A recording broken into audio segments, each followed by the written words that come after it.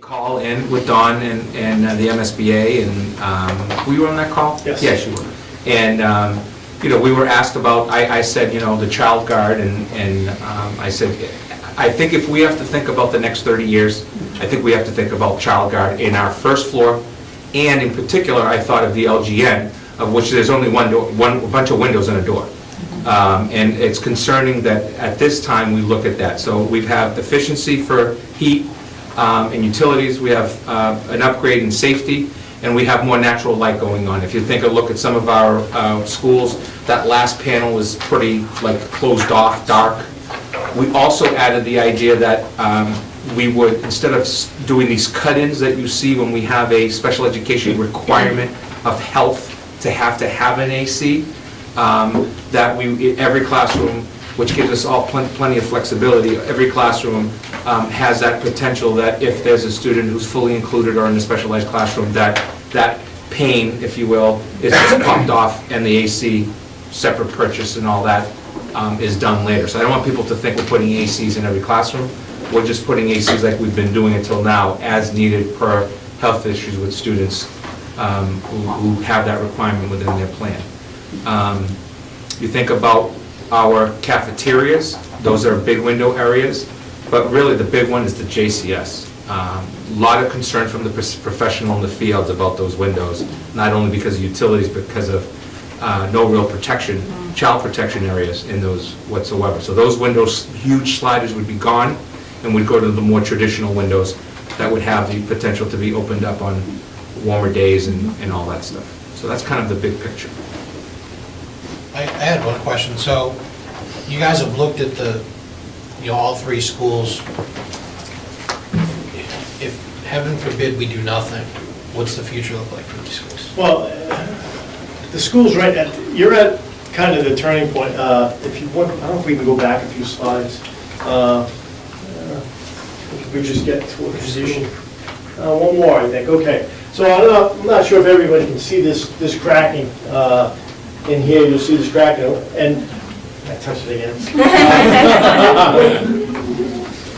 Brick buildings are great, but they're very susceptible for water infiltration. And once water, just picture, you know what happens if you freeze a glass in a freezer, it just shatters the glass. And pretty much in the winter, if water collects in those gaps, it breaks the bricks, and it just starts an effect that. And it takes off all of a sudden. And you're at that point now where you really want to address that. And the windows, they're a big part of keeping water out of your building. The brick repointing is very important because the bricks are just going to start cracking, and it just takes off. It's not a brick a year. It'll be 5 bricks one year and 20 the next, and it just takes off. So especially Solomon East, it's right on the edge of needing some. It'll cost you a lot of money in a few years to fix that building. So I think it's critical. I think Norris too had some water infiltration that, there was some cracks there too as well that need to be addressed. The windows themselves, they're drafty, they don't operate well. Today, the brand new windows, they're going to be quiet. It's going to be a better learning environment. You're going to have plenty of light. But it's very quiet. You don't hear outside noise because they're insulated so well. You can get them tinted, so you can keep, you don't necessarily have to pull the shades. There's lots of things you can do today with the technology of windows. The efficiency of, in the winter they let the heat in the summer they reflect the heat, the low-E glass. So it's a big upgrade to the school. It's definitely huge investment. I think a lot of people know in your home, if you add new windows, it's just the comfort was threefold in the school because of the water infiltration issues that you're going to keep the water from entering into the brick, the masonry. And I think this is the time to do it. I think MSBA recognized that, and that's how you made it into the top 36. I think that's an important statement. When we put in the statement of interest, if you remember this, it was in February, late January, February of 2017. And we were visited by a team of if I remember, it was 3 people from MSBA. And, there were over 80 applicants. And for us to be one of of only, I think it's 13 districts, if I remember correctly, actually moved forward, and we actually have the most. All three of our buildings were approved to go into the accelerated program. So we feel compelled that, you know, we'd be looking at a multi-million-dollar window project with no reimbursement every single year, starting as soon as next year, if we don't get this. Because our goal as a school committee, I would reflect on, and the superintendent, and through Wade's office and Link's office even, is that we don't want, we're not looking at a 40, 50, 60, 70 million dollar project. We're looking to stabilize 3 buildings in its future. The roof issues at the other 2 buildings are in great shape. The JCS is only 4 years old. So, and the accelerated program is really, in terms of windows, it's about saving on heat and safety. I mean, those are really the 2 core things that it comes down to. So that's the reason why MSBA and then our architect and OPM came through. They spent days in our buildings, pictures and taking notes and all of that. This all in budget, we are hoping and thinking it's going to come in better than this cost. Right. But this is what, you know, the industry is saying we should budget, and then let's, you know, we feel very, we know we're looking at a mad dog in Don over here. He's pretty aggressive in making sure that he's getting the right budget, but also at the same time the best product that we can get and get the job well done, including the timeline, which is a pretty aggressive timeline to get this done, so. Now, would all 3 schools be done at once, or is it do one, finish one, do the next one, finish that one? How aggressive is that? When it comes time to bid, one of the things, I've already started talking to contractors about, you know, because right now is in construction, if anybody drives into Boston, you go around, there's cranes everywhere. There's not a huge workforce, so we find projects are bidding for more money. So I reach out to the contractors, the good contractors, and I ask them, you know, could you handle 3? If you can't go to, if it's too big of a project for one contractor, then we'd probably break them up. But there's probably a dozen good window contractors that can probably handle these jobs. If you go to 3 small companies, it's a lot more work, and they're learning on the job, so it's not, you know, you don't really save money. It's better to get experts to do it. So that's what we do some research when we get to that point. But my gut feeling is right now, we could probably find a contractor that could handle all 3 at once. We deal with one contractor. There's a lot of advantages to, you know, dealing with one contractor. You kind of, there's a little bit of tugging and pushing, as Joe would say, in construction. So it's easier to fight with one battle than on 3 fronts. So, but this is what you pay us for. You know, we bring that expertise during the construction, helping the designers. We work as a team. So, do you have the study by chance? Is it here? So it's pretty investigative. We had quite a few consultants working, looking at the school, documenting everything. It's we just tried to trim it down for consumption, but it's a pretty lengthy process to go and study all the windows. What do we need to do? I don't know if we did 4 revisions or so, just which is unheard of probably at this level. But we hit this one very hard, understanding that you're getting 55% and you're not getting 88%. We wanted to hit this one right on and give you a real good budget that was something affordable and conservative at the same time. So. Thank you. I just have a question. It's more for us though. If the town manager and the board of selectmen decide that they don't want to borrow and they want to do a debt exclusion, are we open for discussion on that at town meeting? I think we have to be, yeah. Okay. I mean, it changes the whole scope of this project, it changes the timeline of this project. It changes the article. So there'd What be, article is it? I don't think there's any article numbers really. But my point is that this is part of the MSBA process, right? That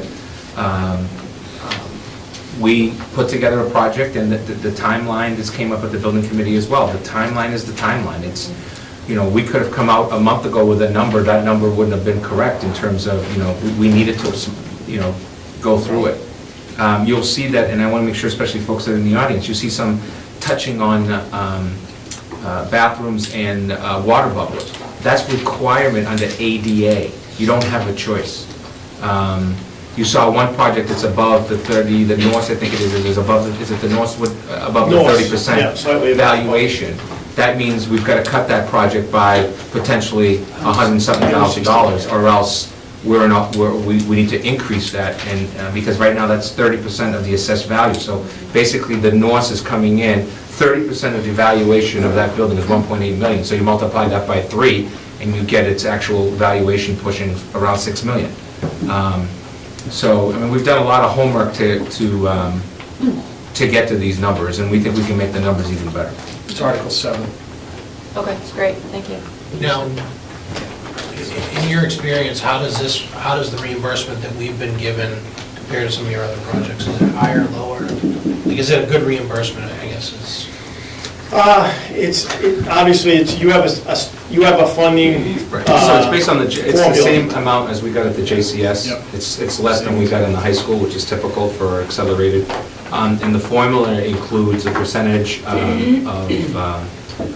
it's a 3-part formula, and each of those parts can change, but our numbers don't change much in terms of our percentages of students on, for example, poverty level and all of that. So we might get 55.63 and the town next over gets 62. It's all based on a very fixed formula so that there's no politics in the formula. It's just straightforward using data that gets put into 3 different calculations. So I go down to Cape Cod and I've got schools 36%. So it's, some areas of the state, as tough as you're finding it here, they're in, they get less funding. Yeah. So. Okay. Any other questions? No? All right, well, thank you so much for coming out. Thank you. Thank you, Don, All right, thank you. very much. All right, so next, we need to vote to appoint Robert Bilal as attendance officer for Norton Public Schools. Yeah, so this is not in a position, so just make sure we say that. The courts require an appointed member of that school to be able to go in front of a judge on behalf of an attendance issue with a student. So we're asking that the committee vote to appoint. We will now have more than one person at the Yale, and that just gives us the flexibility, or else Mr. Bilal is not allowed to go in front of the court. Okay, so is there a motion to appoint Robert Bilal as attendance officer for Norton Public Schools? So moved. Is there a second? Second. All those in favor? Aye. Are you ready for the next one? Second reading and vote on policy manual, sections G and H updates. Okay, so G and H, G is the personnel policy section, and H is the negotiation section, all of which you saw at our last meeting, and tonight is just our second reading. So if were there any things that we needed to go back and fix in either of the sections? G and H, Throw anything? water at me. Nothing, G and H, okay. So G and H, good? G and H So do we have to make So a, we have to make a motion to Okay. accept The revisions. the revisions, and then we will accept the entire policy revisions at our last meeting. Okay. Motion to approve revisions to G and H is written. all those in favor? Aye. Thank you. Okay. All right, which brings And us then- to section I, Right. which is the section that is focused on instruction.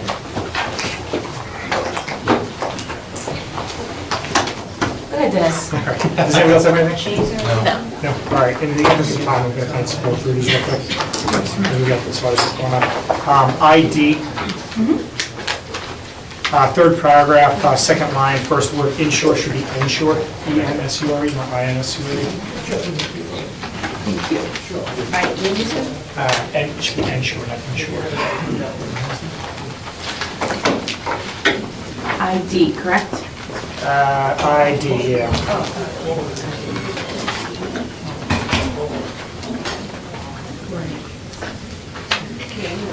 So third paragraph, second line, insure should be ensure, to ensure. IJND. IJND. Yep, this one is somewhat of a question more than a correction. The bottom one, employee use. Employees shall use district email, district devices, and district networks only for purposes directly related to educational and instructional purposes.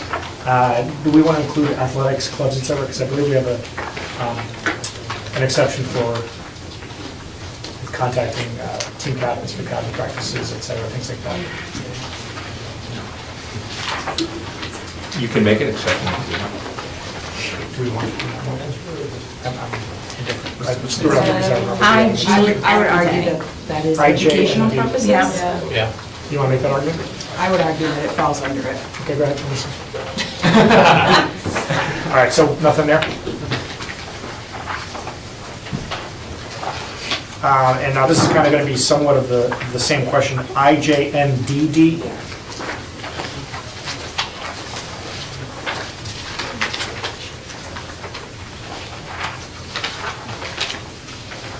IJNDD. Bullet D, all contact and messages by coaches and faculty advisors of team members should be sent to all team members. I thought that there was an exception to this where they could contact just team captains in some particular instances. I could be wrong. If nobody, I don't, and. if nobody remembers that, then I am wrong, so. There absolutely could be. I don't know that I was involved in those conversations the last time they came around. I do remember us having some long conversations when it talked about social media policy and. I think we had it on social media, but I don't know if we had it. I think we had it with social media, but I don't know if you're right about having it for. Okay, I thought it was, and it was captains specifically. It was Right. reaching out to a captain to, like, talk about captains' practices, I think, rather than talking Right. to everybody. If nobody else remembers it, let's forget it. I think it was for social media, not for, Moving on. Not for the That's- other that's- stuff. That's fine. In I F, that same page, IF. the same page that we're just on, the IJNDD. F, inappropriate contact via phone or electronic, it should be device, not devise.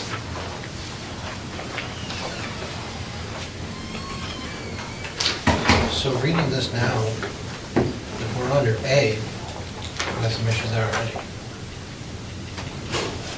Which one? Current, follow current students on social media. Teachers may not. So we're talking about, like, for example, Twitter. Yes. We have teachers who provide their homework on Twitter Yeah, what's accounts. the question? I'm not sure. No, So- so this isn't prohibited? A, not B. No. We don't see it as prohibitive because it's for educational purposes. So if somebody hits that account for just non-educational purposes, then they're violating, we would say they're violating the local policy. And we've had zero issues of that in terms of, that I know of, that have come to my office about that. No, I just wanted to make sure it wasn't prohibited, because I know a lot of teachers are following each. We're pretty active, we have a pretty active group on social media, and we encourage open, so that nothing is locked down, right? So if it's out in the public, we don't have a problem where you can see what people are posting, and, we encourage it. So if there's language, Twitter's all over that. we could absolutely revisit. I think the issue is that in the next 10 years, you're going to see this balloon, because, Twitter right now is one of the places to go. Instagram's already becoming more popular, and Facebook is still the place to go if you're an adult. So, I mean, I know I'm the most popular person if there's anything to do with canceling school, because I get followed by everybody on that day. But that just kind of goes with, the decision, or they start saying things like, the road is really bad, Dr. Vieta, you should really think about this. I guess that's a personal comment to me, because they know I'm the superintendent. I've also had some inappropriate comments that I've addressed, but they get it. When somebody doesn't know that at Norton Schools is me, and they make an inappropriate statement, and 2 seconds later they say, oh, I'm sorry, I just found out it was you. Learning, it's learning. Anything else? My other question was on the field trips, and Kathleen's already answered that question. Okay, Look so at that. so that's it? Fantastic. We'll wait for it. Okay, thank you. So nothing on that, right? We don't have to do anything? for No. that one? No, that was the first read. So we do have the option of doing our second read next Monday night before town meeting, but it may be too tight of a time I squeeze. think that's a lot, because I'll get pulled out for capital. Right. I think that's That's fine. So we'll push it. I think we need to It's put it fine. up for We might town have to meeting. do a couple Yeah. the next day. We do have enough meetings left that we will get the whole policy manual Okay. read, second readings through, and approved before the end of the school Do year. you guys agree with that? Yeah, I mean, there's not that many revisions, but that's fine, doesn't really matter. We could always leave it on there and not vote it. We Yeah, could table okay. it. So I can put it on there, then not vote it, and we're fine with that too. If you don't think we're gonna have enough time. I think what's gonna happen is she's gonna get pulled off for capital. Yeah, let's I could be pulled off for FinCom. Right, Hold on. okay. All right, so Jen O'Neill, you're up again for All right. discussion and vote on kindergarten age requirement. So I apologize, the policy that you have in front of you is not the correct policy that talks about specific kindergarten entrance age. It's actually JEB, so. I read it, I was like, I don't You're like, understand this this is wasn't. it's from 1972. We have some of that happens with All right, our policy. I thought it was me, I was like, I don't understand what we're on. I think we just looked at the title. So the way that our policy currently reads is that children who will be 5 years of age on or before August 31st of the school year, during which they wish to enroll, will be eligible to enter kindergarten in September. In front of you, you also have some information from all of our neighboring districts, as well as the other districts in the Tri-Valley League, about their kindergarten entrance date, as well as information if they provide any flexibility to families in this particular regard. Every year, we have 1 or 2 families that reaches out to us. Their child is born early in September, and they want to know if we would consider allowing them to attend, even though our cutoff date is August 31st. The way that our policy is currently written, it does not allow the district any flexibility in considering this parent request. Right below it, and I apologize again, I know you don't have it in front of you, for first grade, we do have some flexibility. It says initial admission of children to the first grade or any other grade will involve a consideration of both chronological age and the readiness of the children to do the work of those grades. So in the past, we have had families that have chosen to send their child to private kindergarten, and then for enrollment in first grade, we typically give them our end of the year kindergarten assessments and have them meet with the building principal, the school psychologist, or the adjustment counselor, and the district makes the final determination on the grade level of the child moving in. So it's not a lot of families every year. And I think, both Dr. Byetta and I have, our own opinions in regards to the flexibility piece and the appropriateness of the August 31st cutoff. It is not a large number of families every year, but it is going to come up in the J section. And I know for some families, they need to make a decision on where they want to enroll their child. So we're talking a matter of days, because that's actually where I have an early September birthday, and it was the 31st. I missed it by 4 days, and my parents pushed, and I was the youngest person to graduate So, in class. Dan, we're about the same age, and my birthday is early October, and I was 4 entering kindergarten. I think the academic expectations of when I was in kindergarten and you were in kindergarten are significantly different than Yeah. what they are now. But that's just one piece of the pie. So you're, no good. Good chair. Go I defer. first. Nope, you're going first. So my youngest was a September baby as well, and I recall this very distinctly at the time, thinking about moving her or seeing if I could get her in. And this was back when Marge Warner was on the school committee, and I talked to her about it. She said, don't do it, it's a mistake.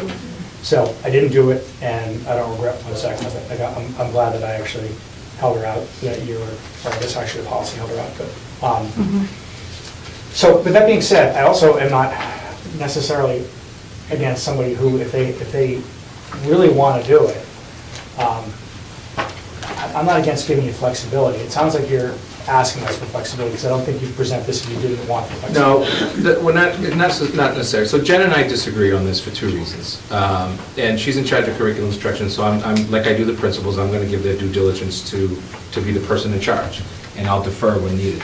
My question is 2-part. Number 1, it doesn't say no exceptions, so it needs to read no exceptions, so the phone calls stop coming in and making it sound as if the superintendent or the administration, which is her office and my office, are getting the phone calls. And no exception clause would simply say there are not any exceptions. We've reviewed this, we've looked at it, we don't want to make exceptions.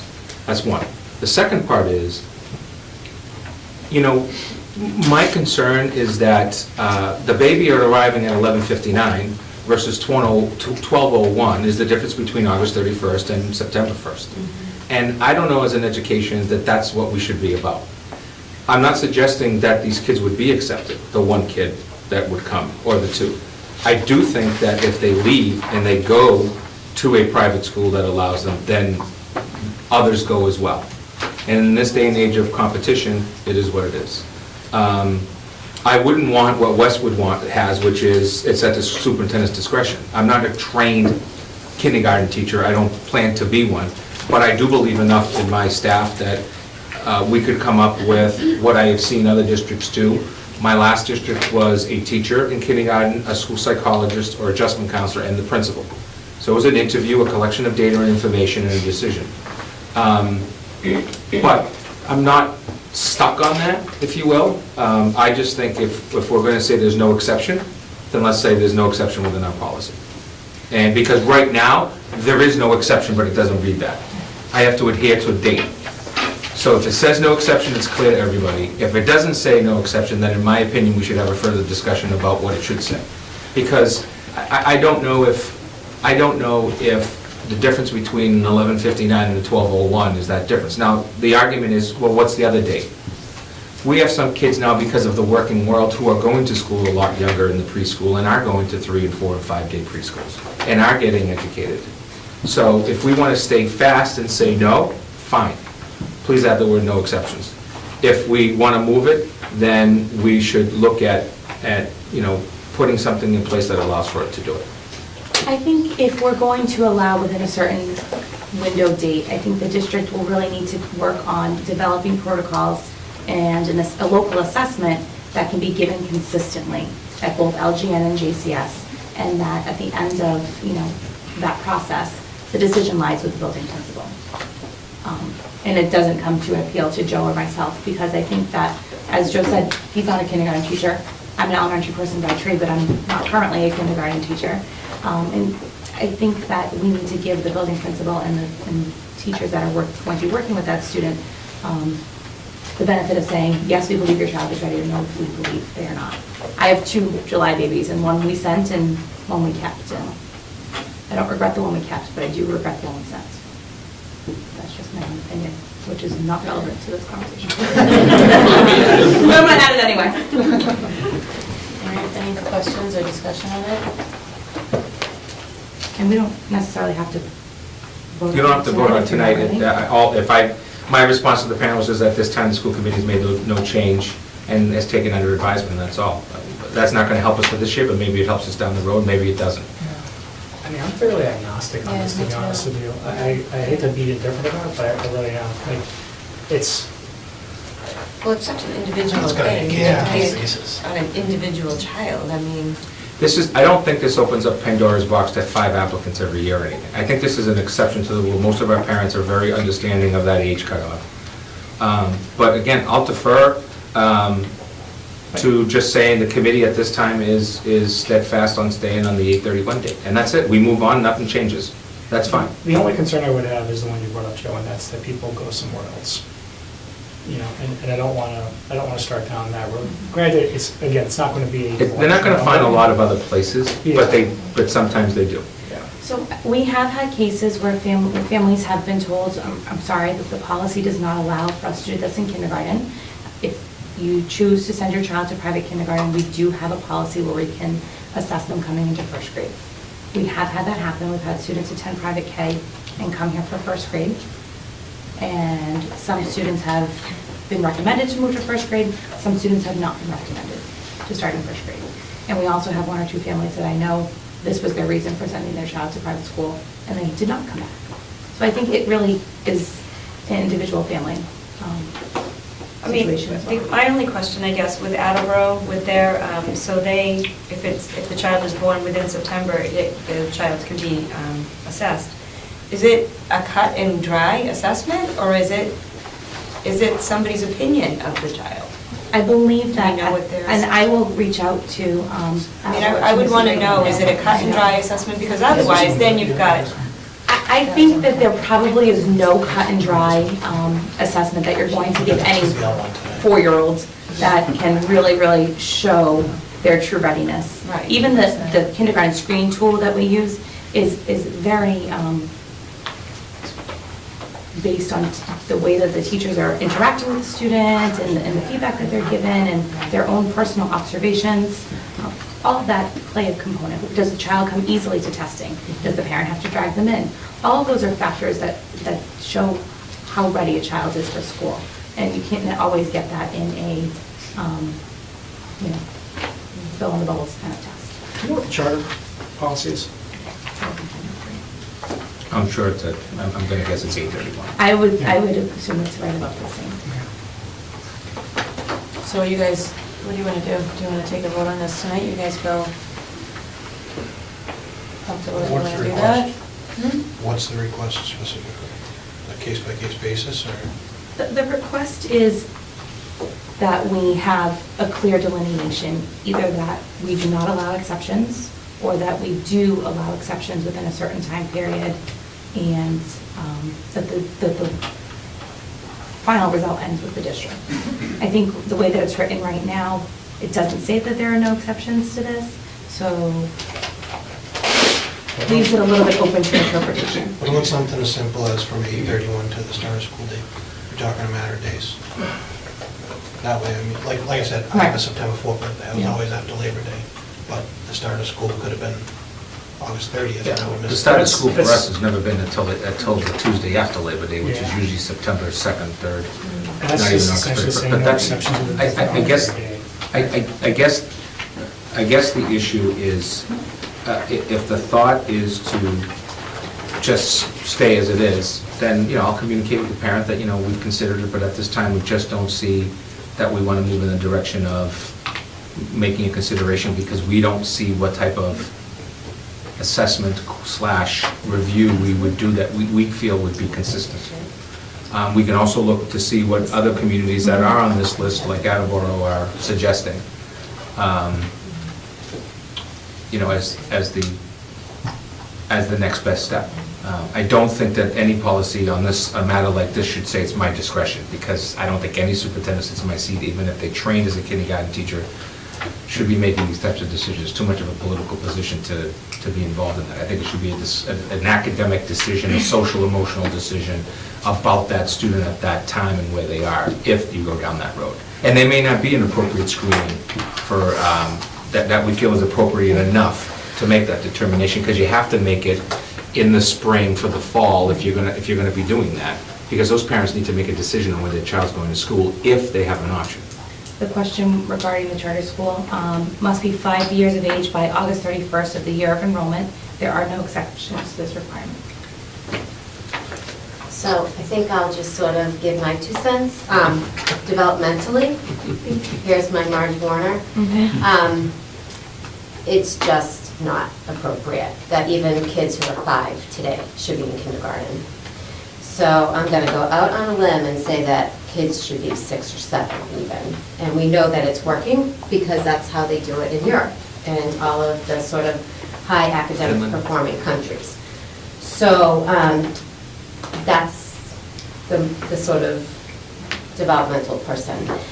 But Dinesh, I agree with you. I think as we sort of worry and really have nightmares about the budget and about competition and about people potentially leaving for what, we wouldn't change their mind. If there is a parent, I think, who feels that their child is competent, capable, and ready, we're not going to change their mind by saying it's written in our policy. So Jen, I really appreciate the opportunity to have some form of an evaluation, and I don't know what that system would look like, but somebody who clearly works with kindergarten children, somebody who can have that opportunity to make that assessment, to kind of watch and observe kind of behavior, academic readiness, maybe have a conversation with a parent. So I agree, it might not be your role, Dr. Bayetta, but I don't think we could just say over the phone, sure. Right. But I do think it goes against everything I believe in. But as I sit here and worry about people leaving our district, I think that we potentially should open it to be more flexible. I tried to bring you some research tonight that didn't show my bias, and I had a really hard time finding equal opportunity research to share with you. So I understand your perspective and where you're coming from. So perhaps we say that if they're born within the month of September, they could request an evaluation to determine the child's readiness. You have a question? Yeah, can I just, Gretchen? Okay. I just wanted, on this Am I assuming that all you've spoken to the kindergarten teachers and the adjustment counselors at all the schools and what are their thoughts? I mean. I have not. I think, I have not, and I wouldn't. I would utilize that as part of the process. I'm not going to allow teachers to make policy for the district. no, but just to get their input, to see what they would think. Fine, but I didn't get their input. I mean, I don't know how this policy was made, but I don't ask teachers for input on the policy. That's not typically for me to ask them, because if I did that, every policy would be under total review for teacher input. What I do think is allowable is to have only kindergarten ex-teacher make determinations with their building principal, and like I said, an adjustment council psychologist about what information we think should be appropriate. But I typically have not established policy for the district requesting what teachers think about what a cutoff age should be for a child or not. I do know that this district has had a significant history of retention, and I'll go a step further and say we had a significant issue of retention in this district with young boys. And so for me, this is about the educational review, not a number. Remember, those of us who have had children that are younger can make that determination they don't want to send the child to school. But we're not giving that same process to a parent who says, I think my child may be ready. I think. And we make a final determination on what that is, which is an educational decision based on teacher input, who are the very teachers that are working with students. The biggest downer for me on this topic is that kindergarten is no longer kindergarten. So I don't see this as an opportunity for 20 kids to walk through the door tomorrow morning. What I do see is a potential opportunity for us to be talking to a family and talking about how maybe that child needs services with us. My biggest issue that I always see going into kindergarten is that we've had preschoolers that we've had nothing to do with, either if they're a model student or if they're on an IEP. And then what happens for us is we end up more often than not with students who need some type of extra services in kindergarten and first grade because we've never had our hands on them at all. So there's a potential for this big picture discussion. The second part is we also have an entrance age in another grade. That's pretty specific. And like Carolyn said, for me, if I knew for a fact that financially it wouldn't hurt us, I'd be discussing that we'd be looking at our entrance age being 6 years of age on a European model that shows that it works, and not, let's give it a potential exception. And I don't even know if it should be an exception for the month of September, or it should be for the first week of school, or, one of the parents, this particular parent, who's been very positive, by the way, and asked appropriately, she's been working with Jen's office as well, and me, and just as basically said, school doesn't start until after Labor Day. We really don't go to school in this district after Labor Day, so the cutoff date doesn't really match up, if you will. Well, I really can't go on that premise, because then the calendar's changing every day. So that doesn't make any sense to me. But having a parent who comes forward, it's not like we're publishing this. I mean, we do publish it, but the exception rule isn't clearly articulated, number one. But number two, if we want to have an exception, not have any exceptions, let's just be clear and say there's no exceptions, just like the charter school does, or some of the other schools that are on here. There's no exceptions. Now we've made a determination. I don't know if that philosophy in this day and age of competition is our best approach.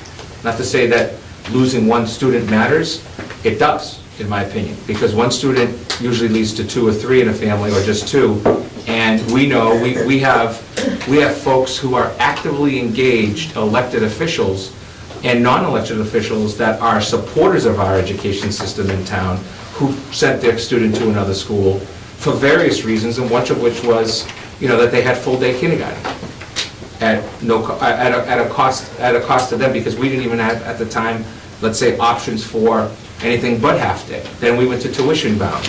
So is this the next thing? I don't know. And we don't have to vote on it tonight. You could table it and not vote on it tonight, and that means our practice is our practice. And I'm fine with that. And I'll communicate with the families that that's a current decision. Maybe it leads to putting together a small committee that looks at this and what's out there for assessing students. I think we would all agree. I mean, there are plenty of children who are in kindergarten on or before that sort of magic August 31st date who are not ready for kindergarten. Absolutely. I mean, I think, would agree. so it's sort of this random number that somebody just made a choice, let's just choose this August 31st date. Well, You know, I'm an August 20th birthday, so I Right. always was the youngest. And So- it was a struggle. one city school in the area going west, going east, they were December 31st until 10 or 12 years ago. Done for a whole different reasons, right? I guess my biggest domain of this discussion is that what happens before kindergarten is based upon socioeconomics, right? We have families that have supported their child being in preschool, paying $450 a month, taking that $5,000 and just doing it because they were the only child, or this is what they do, or they love going to that private preschool for 5 half-days, and those kids are potentially, could be academically, socially more aware. I mean, that's, I guess, one of the other arguments about certain families. So, you know, maybe we should, quote, study it in terms of, are there things out there, and keep the policy the way it is until the study's completed, which I'm So fine with. right now, the policy is a little vague, is that what you're saying? The current policy is, simply just says that if there will be 5 on or before August 31st, they are eligible to enroll. I think we should revisit it. Table it for now. And see what we can come up with, like, what would the assessment look like? Are there, what, you know, what's Attleboro, I think, is the only one that had it. Attleboro has, And then Bellingham. they do an assessment, and then so I can reach out to Attleboro, Bellingham, and Westwood and ask them what their process is, what types of assessments they use. Yeah, because, I mean, if it's a vague thing and it's I an know, right? opinion, then I don't think we should do it, because then you've got a lot of pressure on that teacher. Well, I think or you'll get, whoever I think you'll get assesses. good information only because you're looking at 3 very different communities, right? Right, In terms of socioeconomics, opportunities, all very positive, but very different. The primary concern I have is just being consistent, right, and ensuring that we're not just, you know, making these decisions. So we'll table it for now then. Great, Yep. thank you. All right, so moving on to discussion and vote on special education stabilization article for town meeting. Dr. Bayetta? Madam Chair, thank you. We had an article, as you know, sent forth on the special education stabilization account. At the last FinCom meeting that I attended, a lot of questions came up about this article. In particular, how the article would be set up and some more specificity about how it would be funded. One of the members specifically said, listen, all we're taking is more money from free cash and already earmarking it in a way that could just actually hurt budgets off the top, just like we do with everything else. And there's some merit to that. So I recommended to the FinCom that I'd be willing to come back to the school committee and to the Board of Selectmen with Mike Units and having representatives from the 3 groups come together and look at bringing this back to the table at the fall town meeting, with the potential that the language on how the money could be relieved would either be, in my opinion, under a stabilization account or in a different process, which is a reserve account, which you don't have in front of you, but that would allow for us to seek that information, and maybe folks would be more willing to go with the reserve account than they do a stabilization account. The argument is we already have a stabilization account. Stabilization account is used for rainy days. It looks like we potentially are getting some funds this year because of the special education situation that we're in, and the money would come from that account. So at this time, I would support the school committee tabling it, and we come back to it in the fall. And I will remind everybody that this article needs to be discussed further, which means we may have to discuss it in the summertime before the articles are due for the fall town meeting. And I also think if the school committee, the FinCom, and the Board of Selectmen are going to meet to discuss these things, I think we need to bring up Dinez's idea of the special ed budget coming off the top of the, not just the school department, coming off of the town budget, to get some help from the town side. Sure. To cover, I think that needs to come into this conversation as well. That's just my 2 thoughts. Okay, so we're tabling that one too? Yes, Madam Chair. Okay. So we don't need to vote to withdraw it, right? No. No motion, basically. No. Okay. Mr. Lynch, food services bid update. Yes, so as you know, we went out for a request for a proposal for 2 different scenarios. One for a company to oversee the food service director position, and the staff would stay as district employees. The other option was food service director and staff would be overseen by the vendor. So two companies, Whitson's and Chartwell's, which are the big players in the state, submitted proposals, both non-price and price proposals. So this is different than an invitation for bid where, like the buses, you get a price, lowest bid wins. This is a little bit more extensive where you have to actually evaluate the non-price proposal. So I had a team of myself, Jen, and Mr. DeFonso, the principal for the Yale School. We evaluated the non-price proposals for each company first, before opening any price, before doing anything else. So we evaluated that.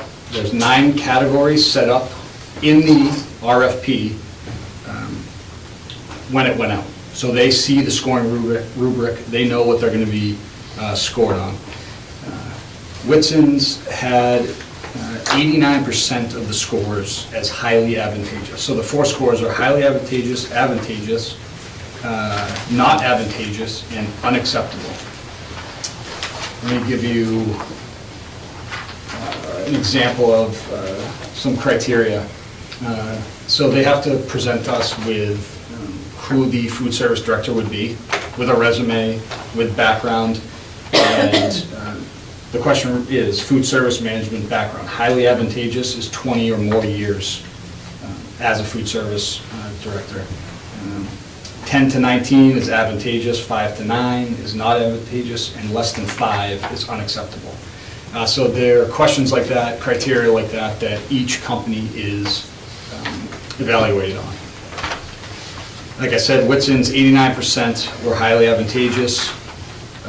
The director only has 5 years of experience, the one that they would propose to us. Chartwell's only had 67% as highly advantageous. Another criteria was if you have 25 or more contracts in Massachusetts. Chartwell's only had 19, so they were considered advantageous. 19 is still a really high number, but that's how we set it up. Again, the director that they would propose only has 3 years of experience. So that non-price proposal and evaluation plays into who you choose if you decide to go either route. It's not lowest bid wins, lowest proposal wins. You have to factor in what is the most advantageous to your district based on both price and by the non-price proposal that they submitted to us.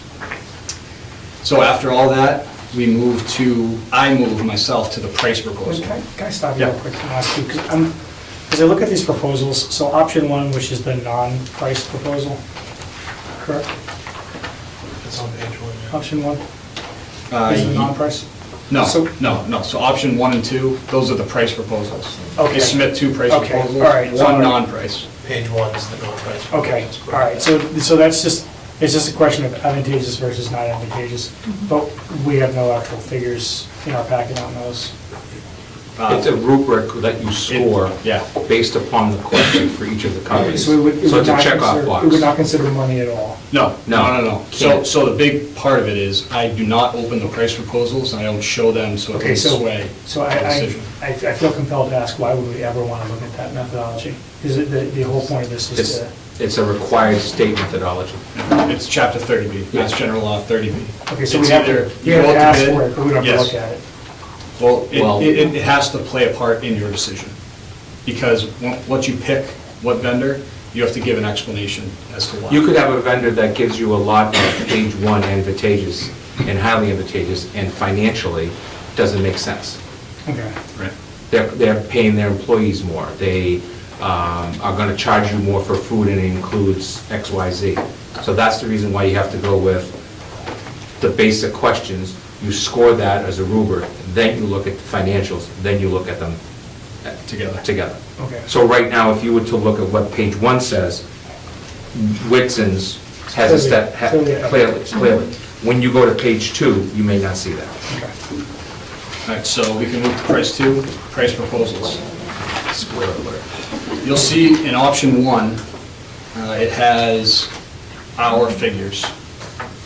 So after expenses, this does not include health insurance, option 1, because the vendor's options do not include health insurance, because we would still be still out for those. The town would still, because they're still our employees. They're still our employees. The Right. employees still belong to Norton Public Schools in the town of Norton. You're still Correct. all in for benefits and so on and so forth. The only person in this particular case, unfortunately, in this proposal, is the food services director, belongs to the vendor.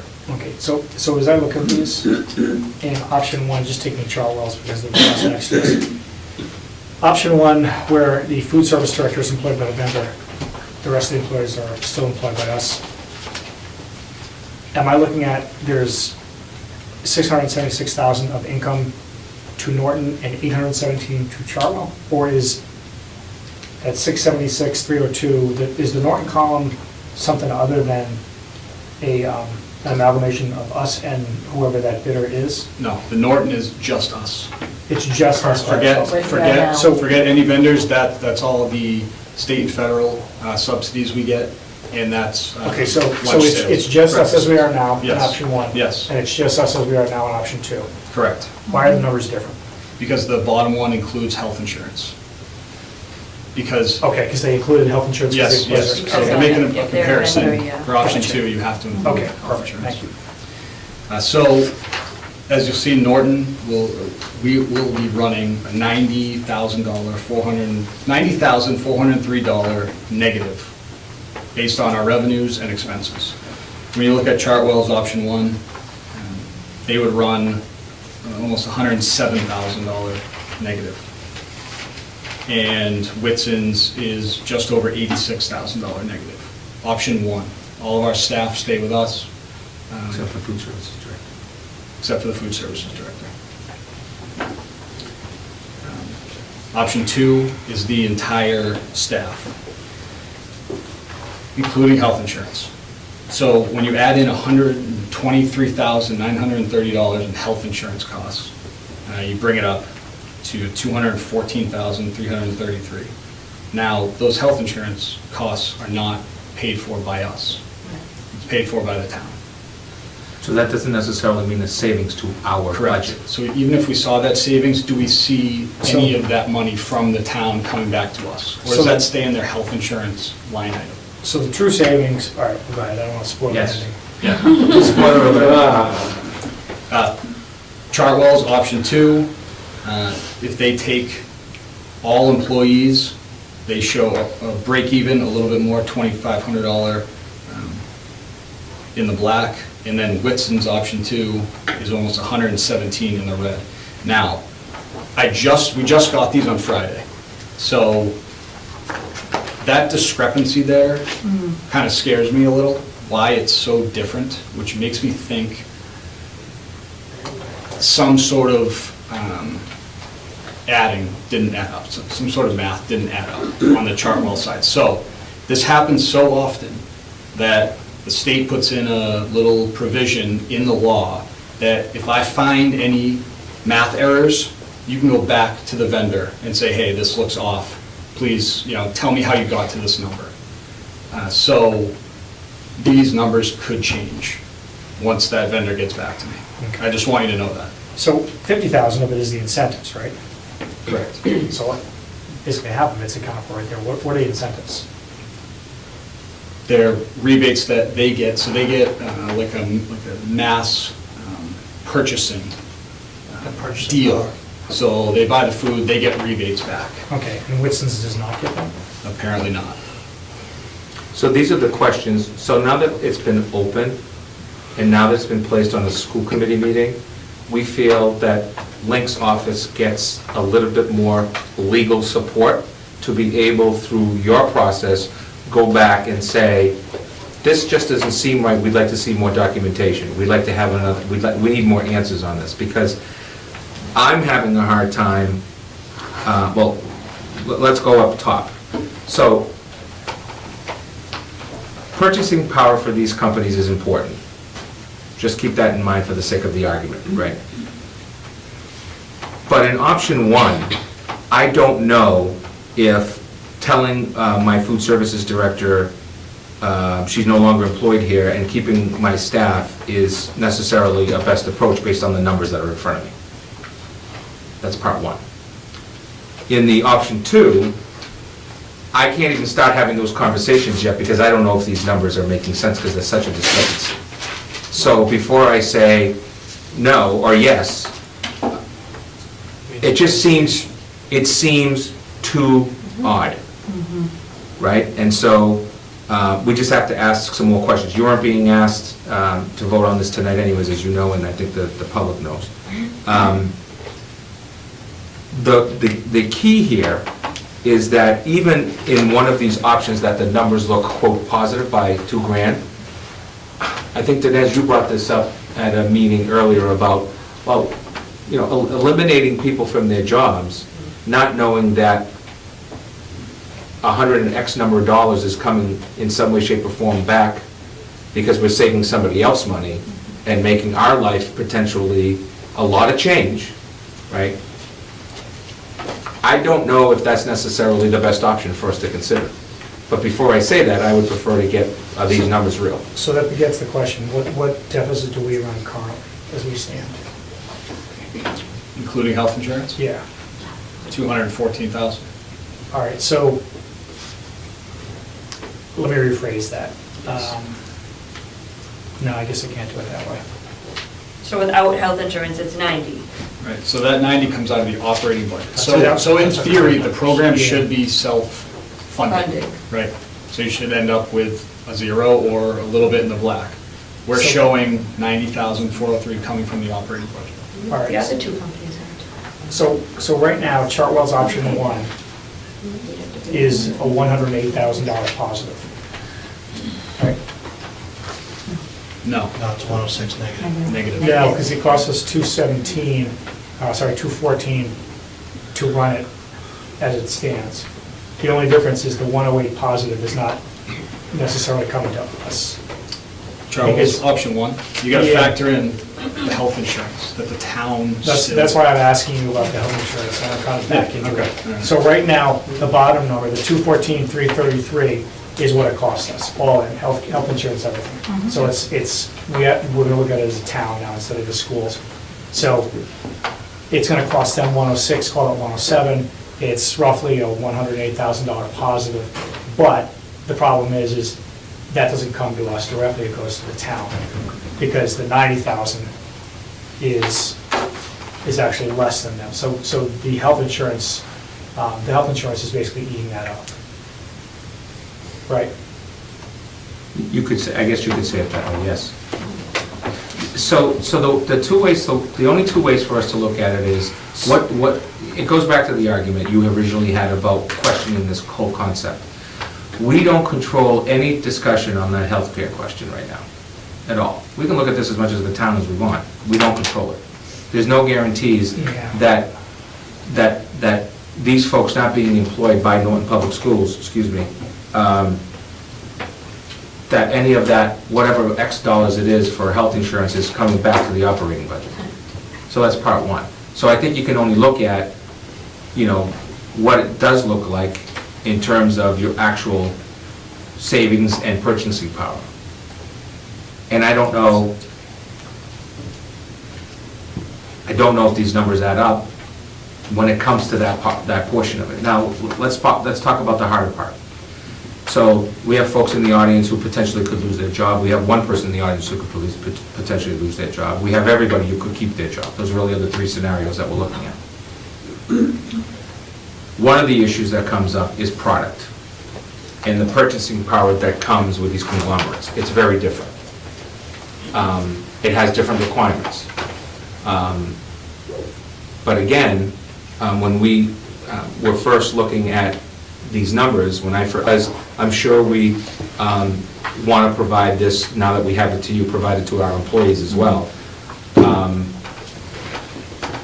If you have questions, then you need to get them to us in the next 24 to 48 hours, so that we can send questions to the appropriate companies that you may have a question on. All right, so currently, we run a 214,333 deficit, all in. Chartwell's option 2 is a positive 2,543. Correct. So that gives us a positive turnaround of 217,000. But of which of that 123 we would never see? Yes, so 93, it's a 93 positive to us. And I'm not ready to make that argument that we're not going to see that 123. As it currently stands. Well, it is, Until someone on the town side Yeah. says, here's $123,000. Yeah. Or 70%. I mean, in theory, we should see 70% of it, right? 70/30 maybe.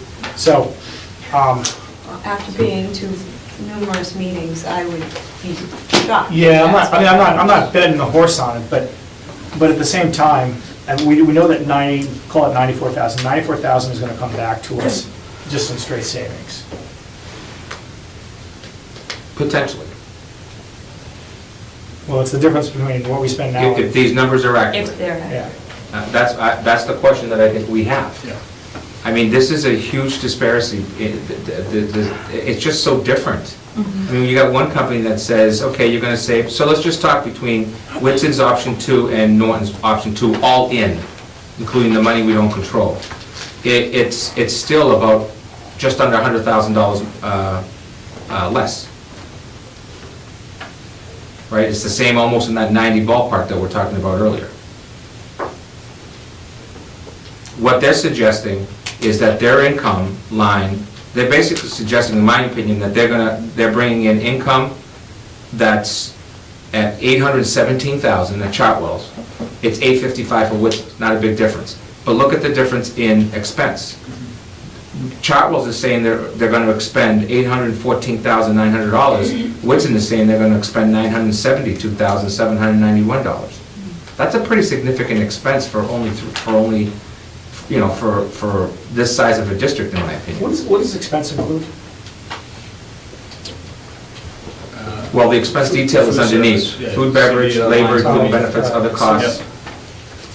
And then the fee that they actually charge. Why is,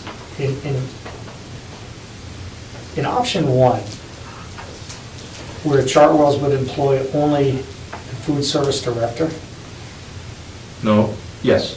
Yep.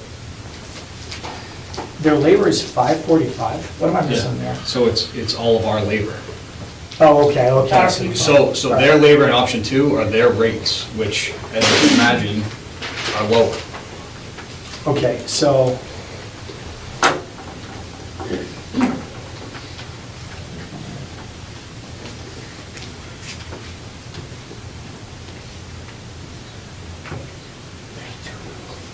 It doesn't include that. It doesn't include benefits. yeah, no benefits. Which is crazy. That needs more information on both of them. Yeah, I think so. So if you can get me questions, then, I mean, I have my own, so. Now, I just have one question as we're looking at this expense and income. Who would have the say over pricing as far as? You do. lunch pricing? You control the pricing. So we wouldn't lose that, so. Correct. I mean, every year it's going to go up. Well, we should be looking at increasing something because we don't want to end up with these 50-cent raises. We're better off going up a nickel or a dime than we are some of the numbers we've had to expand it by in the last few years. Because remember, we were flat for years. So we're at $3 at the secondary, $2.75 at the elementary, which is what these prices are based on. So they're not based upon asking you for an increase. The other difference is on the first one, correct me, Lincoln, if I'm wrong, on the Winston's option 1, their administrative fee comes with what's the word I want to use? Guaranteed? No, comes with, It's, well, they say if it's more than 86. than 86,227, they'll eat their fee. So say they run a $90,000 negative, that $50,000 admin fee down in the expense breakdown becomes 46, and 4,000 goes back into the program to cover that increase in the negative. I have another question. Sorry, and I'm kind of flying around here, but if I look at the labor costs, I'm looking at labor under option one. I'm backing into what they're going to pay the food service director. Then I'm going down to two, and I'm backing into what they're going to pay the non-food service director. And I'm comparing that number to what our labor number is up top. Our labor number up top is 451,068. It does not include benefits. They are going to pay in option two, the non-food service director, their total is going to be, including benefits, $341,000. And that's over $100,000 difference. I gotta ask how they're gonna say that, because it's germane, right? What's that? Where'd you get the 341? So, this is then with our number, if they Yeah. hire the food services, so I take out Because it comes out of the our operating number budget. and say, okay, I know now they're gonna pay. So- I go on here, I take that number out of And if this. it's negative, and I it get- comes out of everything. There's also, It's not on it. so if you look at this, right, the questions that we have, Dinesh, after we met this afternoon, is around the same lines of providing us further background information on how these numbers come to be. What are we missing that I'm not, what do you call them? Numbers guy. Well,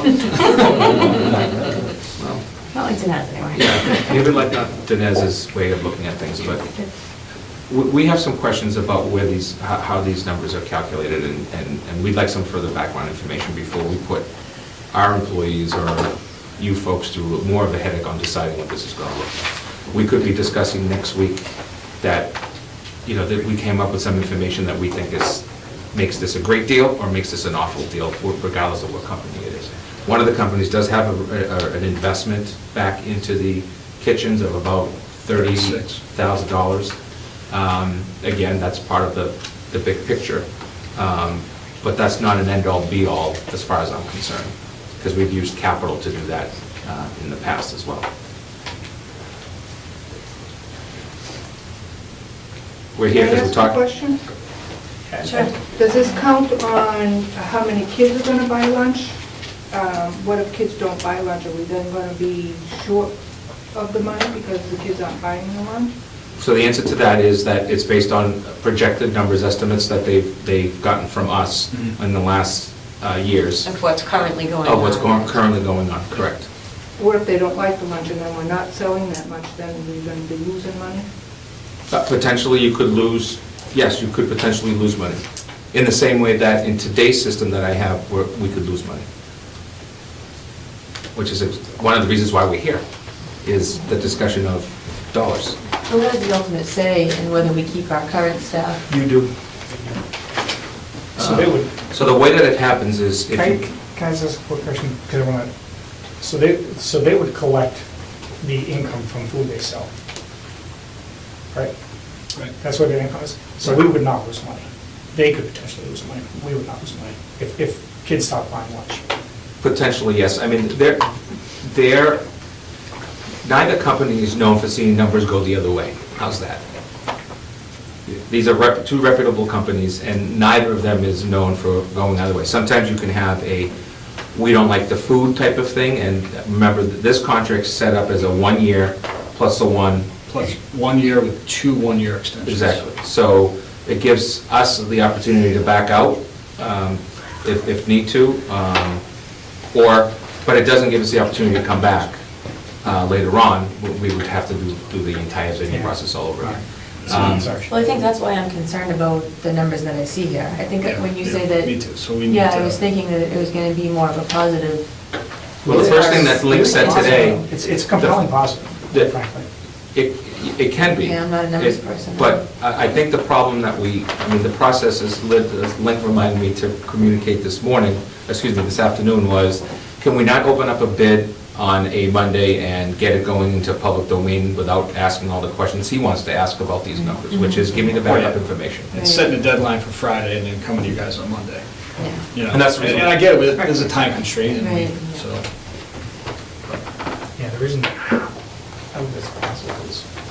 Can I just clarify, so you're thinking that Chartwell's option 2 is sort of the questionable one? Yeah. And why would you think that Whitson's isn't questionable? Like, why, I think either one. so you're gonna ask questions Correct, to yes. both? Both questions will be asked to both. Yeah, I have to. Any Right, question that I that's what I have. was just yeah. kind of asking, Yep. so. And if you have questions, then Yeah. please share them with Link. because Email me or call me. We want to make sure that we're asking the same questions. So like you just said, why is yours a plus 2,500? We're asking the other person, why is this 116? Right, You know? It's not inconceivable, they're accurate. No, it's Or the conceivable. incentives, too. The incentives is a big thing. Right. The thing that I think sticks out to me is that Chartwell's expenses go down in the second option. And I'm not sure why the expenses go down. They pay their I think it's employees because less? their employee pay is less. Less. And health insurance is offered to only those over 30 hours a Hours. week. Then why does Whitson's go up? Maybe they pay their employees. Yeah. So Whitson's labor goes up, Chartwell's labor goes down. I know for a fact that one of them's salary scale is closer to our salary scale than the other. I'm gonna guess it's the one that's within $1,000 of ours. Correct. Right. Actually, it's within a couple $100 of ours.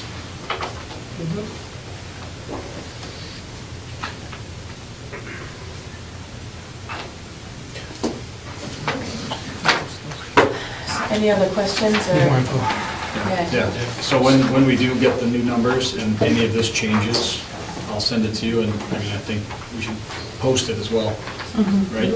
I think we can I mean, post it's this, public. I think we can post this pending questions, and then put up anything that's new at the same time, and then share it with you, and we can also send it to the employees as well.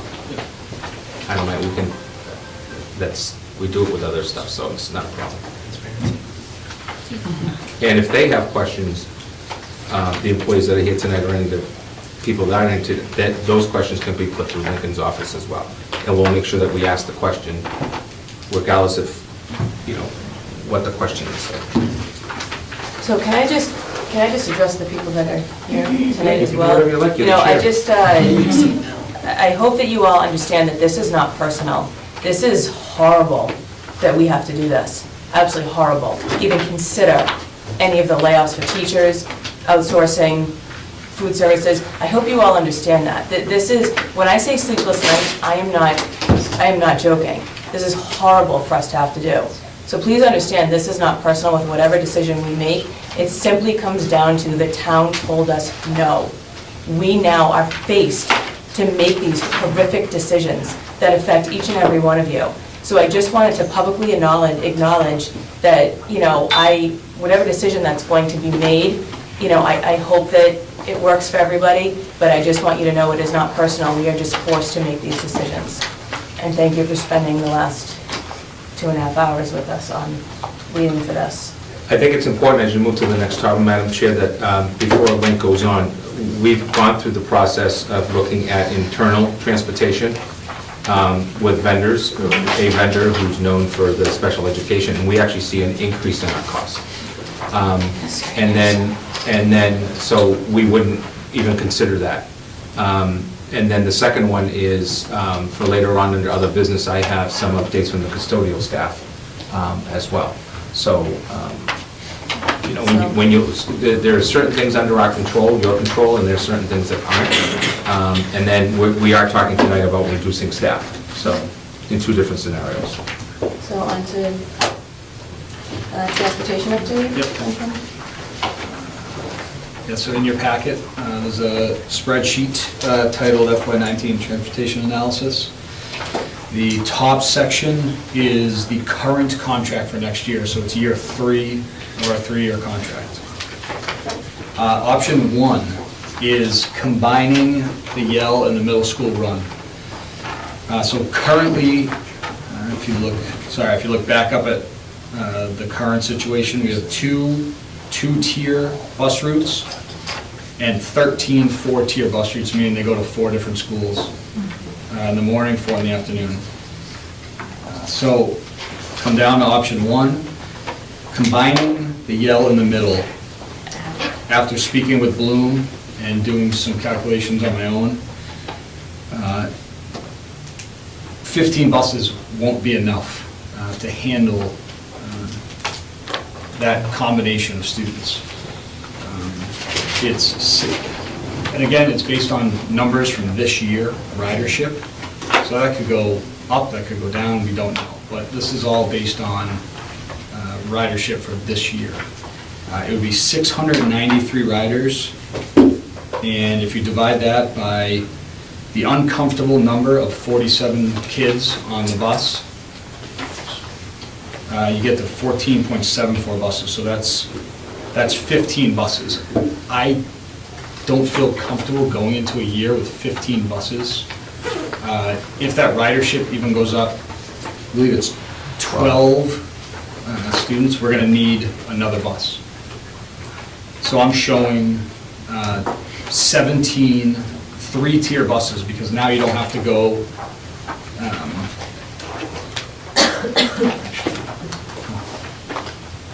let's think about that for a second. I was gonna say, you don't have to go to Yell and Middle. You still do. But it's not a different time, so that's fine, sorry. So 3 tiers, 17 buses. You actually look at spending almost over $196,000 more than what the contract says, because you're increasing the number of buses, even though you're decreasing the number of tiers, because in the contract, to add a bus or deduct a bus is $59,400. So Bloom has to go out and buy another bus for us. So you just said to add a bus or deduct a bus Yep. is $59,400. Right. Are you saying it's $59,400 to add it, and it's negative $59,400 to take one away? Correct. Thank you. And to be clear, the late bus, so the late bus only runs every other day, Yeah. so it's 7,409 Yeah, yep. for the year? Yeah. Because I know there was a question at the high school about, would it be more productive for the band to do it, but not, I mean, that's not that. You Yeah, can't it's guarantee, 7,400. yeah, you can't guarantee How many space. kids are in there? Yeah. Didn't we try and cut that a couple years ago? It just didn't work. I thought there was a year recently where we didn't have a late bus. I remember, was it last year? We had a late bus last year. Yeah, I don't think, I haven't- since I've been here. I don't- Yeah. It doesn't run I don't every think so. day. Maybe that was it. Yeah. Maybe it wasn't Fridays or something. Yeah, so that's option 1, and then I gave you option 2, and that's taking the chance of only running 15 buses and having those kids packed into the buses. I'd save about $50,000 there, keeping same number of buses that the contract reads. Just And that's dropping down. combining middle school and Yale again. Yeah. And what was the savings of cutting 7 through 12? So cutting 7 to 12, and what we had talked about before was only those who legally we have to transport, which I think brings up a safety issue as well. But for the numbers, you cut your ridership from 1,300 down to 762, again, based on this year's numbers. And though that is students in kindergarten through 6 over 2 miles. The state says if you live under 2 miles, you're able to walk to school, which is an archaic part of the law, but that's what we have to deal with. So based on that, my projection is you need, say, 8 buses. So it would be a significant cut. It would be a significant savings, but no high school students take the bus. Or 7 and 8. No 7 and 8 take the bus, and no kids who live under 2 miles from their assigned school from K to 6. So there's no pay and ride at it. No pay and ride. So we'd need 8 buses, so what would the savings be? Well, did we say too that if their bus had spots on it that they could pay to ride? Well, then you'd have to come up with a system, lottery system or something. So in other words, bus 6 on that side of town has 7 open seats, you put a deadline on the lottery, you do, some school systems do that, what they do is first come, first serve, once it's full, it's full. So what's the savings? He's doing it now. Yeah. 7 and 59. No, more, less. 616,500. 616,500. And that's just based on the question I really just received, that I just ran the numbers. So I would really have to dig into it in routes and talk to Bloom, because we do have a contract through the end of next year. And that does not count any additional revenue we would generate by letting people pay and ride for open slots. I did not factor that in. Okay. So it would be 616.5-ish plus whatever additional revenue. Well, I think the additional revenue would be due if there's not space. No, we don't know if there's not space though. That's the thing. We won't know. The problem that you have is if you calculate, if we can just go through that concept for a time, right? If it's costing you $59,000 for a bus and there's 47 kids on a bus packed, that's $1,255 per student for a year. Or $6.97 a day. Right? We're currently paying, we're charging $350 on 180 days. It's $1.94 a day. That's what we're taking in. Yeah. Right. But you have to remember, if you look at what you have in front of you, you're taking in terms of, About 170,000. but yeah, Revenue right now. 168,607.70 on a 1,016,669. Say it again. You're taking in 168,000 revolving fees charged to busing on a 1,016,669 budget. Yeah. So Covers the about current, 16.5% of the total contract. the current operating budget is $848,000 for transportation. Can I, like I know you explained this, the 59.4 to add a bus, that's just an upfront fee? Yep, it's in the contract. It's an It's a upfront clause fee, in the contract. and then you pay additionally for it as the year goes on? No. No. No. How come Okay. in the top one, or sorry, in the second one, Yeah. the 3-tier, we have 17 buses, which is 2 extra buses, we've added the 2 buses. Right. And then we have the cost to add 2 buses again. Yeah, okay, so you have to add the buses, and then you have 17 3-tiered buses. So there's a fee, so that's what I was asking, so there's a Yes, fee. yeah, of what? sorry, you don't pay 59.4 and then you're done. 59.4 is upfront, it's, Correct. okay. Just to Go buy the bus, add the Yeah, bus, yeah, exactly. and then you pay for it And then in there's tiered the pricing. actual cost to operate, okay. So if we eliminate 6 through 12, we would also eliminate, You eliminate Yeah, 7 to 7 to 12, 12. right, legally We have 7 to We 12. have to provide data sets. So what some districts do Over is, 2 months. some districts that, so there's 2 things here, right? That one goes back to safety, and I know that's a difficult discussion, but it's a huge issue that needs to be addressed. The second issue is kindergartners walking, because we do, that's an issue. We already have to deal with that issue where parents don't agree with us on the decisions, and it's not nice or fun for them or for us, to be quite honest. It is what it is, I think is what I said last time. But the question becomes, how are these kids going to get to school in situations where 123 is already a disaster in the morning? It is impossible. It's not safe. It's just not safe. As much as I want to cut transportation more, it's just not safe. Because we don't have enough entrances and exits at our schools. The high school is a single entrance and exit.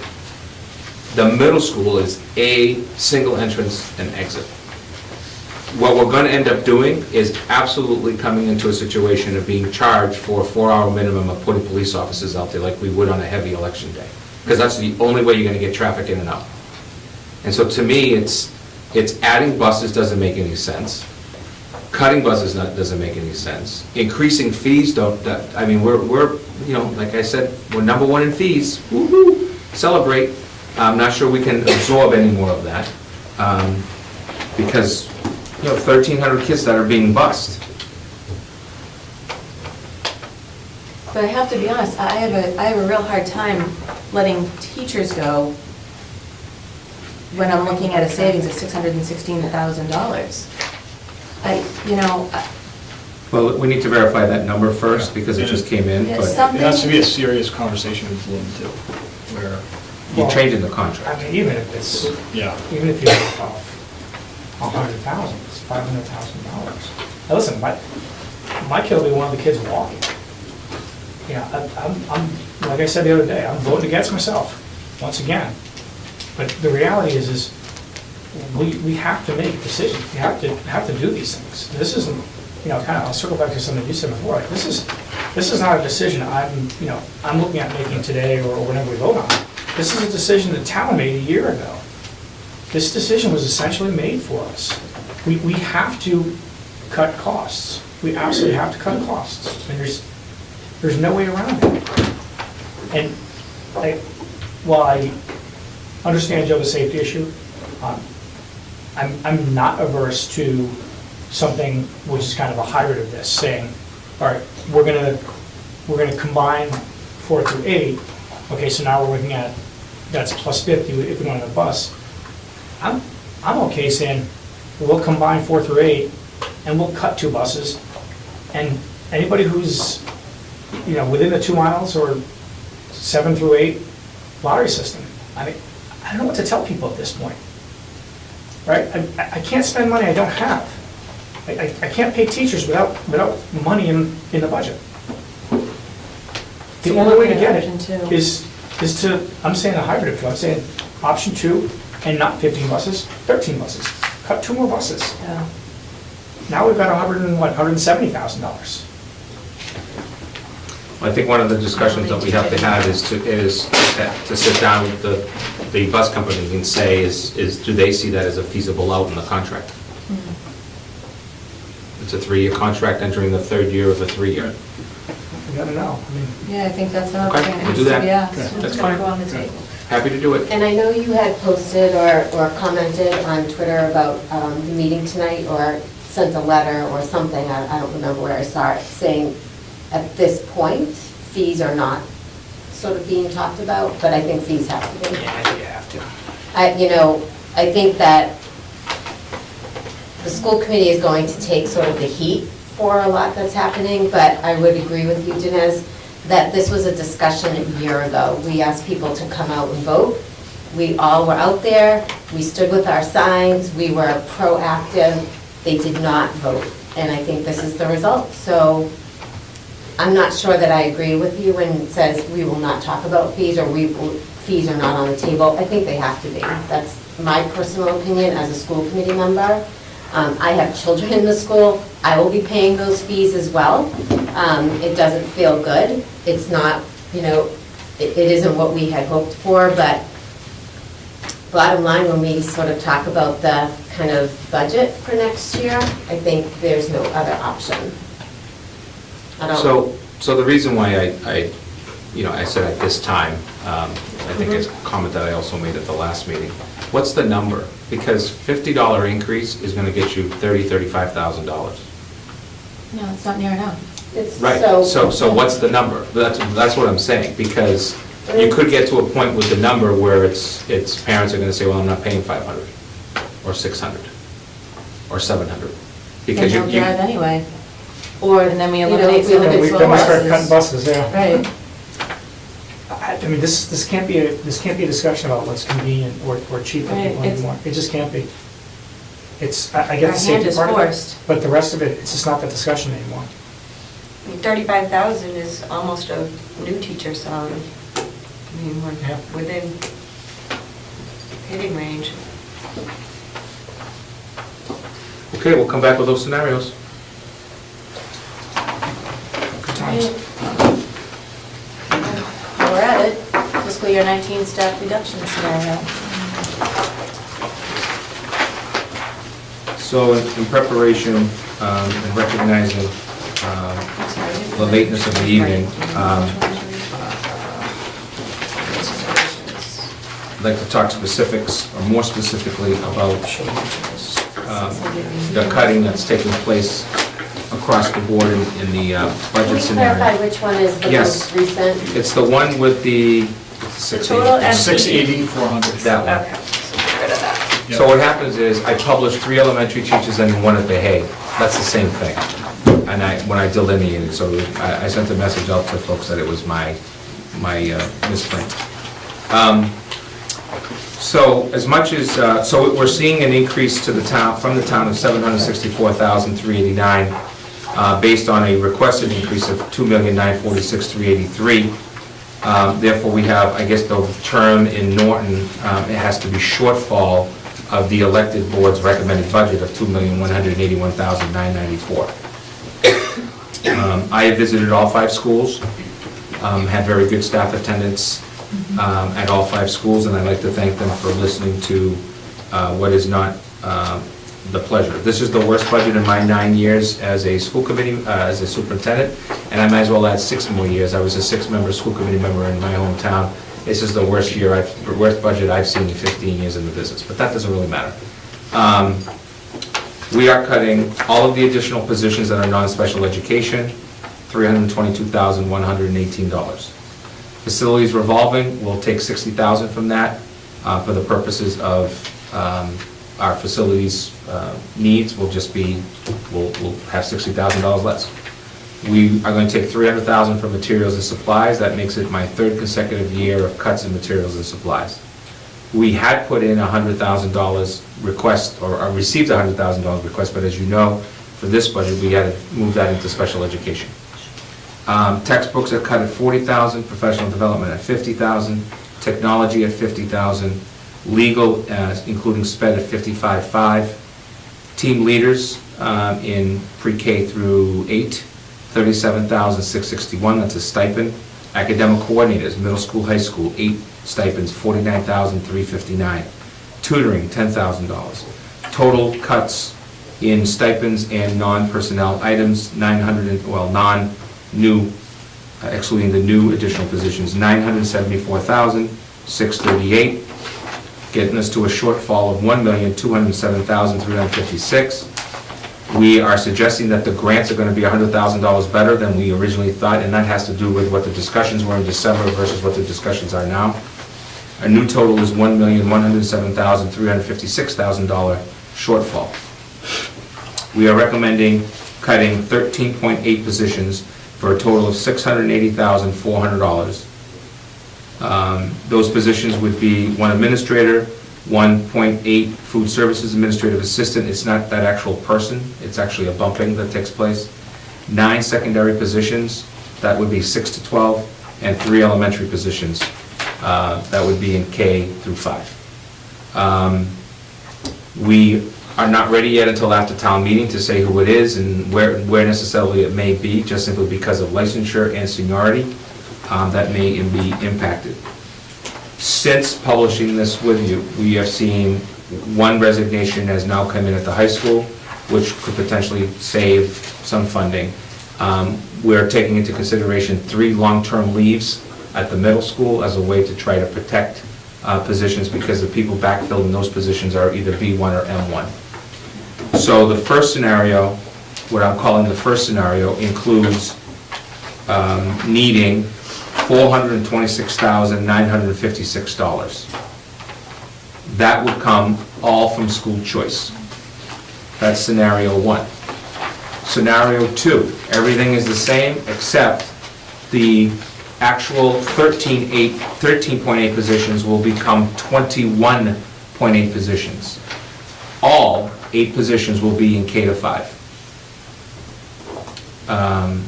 What does that mean in that scenario?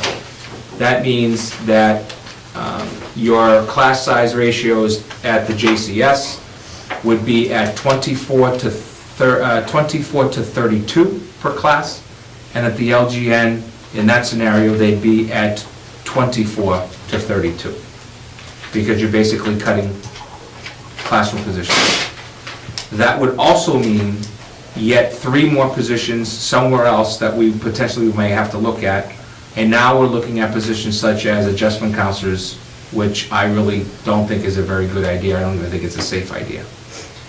It just doesn't make sense, in my opinion. I understand the argument. What we haven't discussed is either closing the facilities in the evening to all organizations or implementing an hourly fee on top of the custodial fee to offset any monies we would make to offset facilities costs, utilities, paper, water and sewer bills, all that stuff. And I've given you some examples of use of a field charge at $25 per day, gyms at $25 per hour. These are all ideas. Library, $10 per hour. Cafeteria, beyond the cost of the cafeteria employee, because you have to pay for that if you're using the kitchen, $15 an hour. Classrooms at $7 per hour at the high school, $28 an hour for the gym at the middle school. We're just feeing that, you know what, out of everybody when it comes to this. Elementary schools, the gym and the CAFs would be available, but the classrooms would not be available. So those are the two best scenarios that I have before you. So this bottom part with the use of facilities, that kind of goes back to the minor discussion we had on fees. We're feeing, but it's not gonna be enough anyway. Correct. Correct. I'm gonna ask, but there's no way to figure out what this would bring in, right? I mean, we can offset it by looking at what basketball uses or what, all the different organizations that use our fields. But, it's almost impossible to figure out what a number is because some of these organizations are going to walk away. There's no doubt. They don't have the money to pay it. Right. They have the same issue that we've had. They have a declining enrollment in use of students participating, so their fees coming in aren't as much, but their expenses continue to go up. So, So, I'm sorry, my question might be quicker. So, I didn't mean to say, just because I'm not really the money person, I just wanted clarification. So, basically, if we cut the teachers by 13.8, that's a savings of 680,000? Correct. 400. So, that would bring us down to 426,956. And that's the question of school choice money. Correct. So if we decide not to use school choice money, Then that's where 8 we more. potentially would reduce by 8 more teachers. Correct. And those numbers will fluctuate somewhere because if we're starting to cut that kind of depth, that actual person may be beyond just a first or second year teacher that's at X. They may be more expensive, so therefore it may not impact. You could have a flexibility of one person, for example, just because of the salary. but it seems like you guys have accounted for that number. Yeah, we've done a lot It's of. slightly higher per person. Yeah. than those. So, Sorry, Denise, I just was asking for no, it's clarification. a good question. So, let me propose this. And then I'll get on my school choice soapbox whenever you guys want me to, because you know how I feel about that. How about next week? That works. Yeah, it'll be them too. In scenario 1, I would propose cutting textbooks instead of by 40, by 100,000. And I would propose cutting legal instead of by 55.5, by 155.5.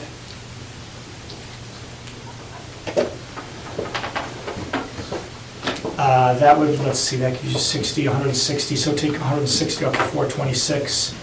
That gets you to what, 260? 26.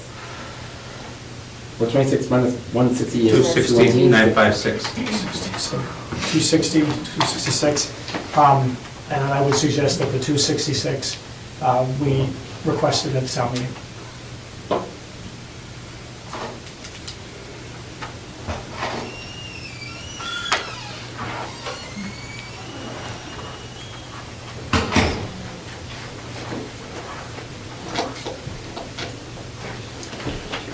Thoughts? Can we cut another 60,000 in text, Jen? I'm Well, saying I went that- through every single line item, every single request with all the building principals.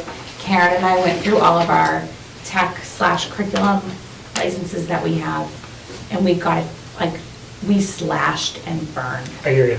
We This is- really did. This is not something I have not thought I through. know. It's And not it's- something I haven't thought through. There are definitely some significant needs. We made programming changes I that, absolutely understand you, and it's not something I have not thought through.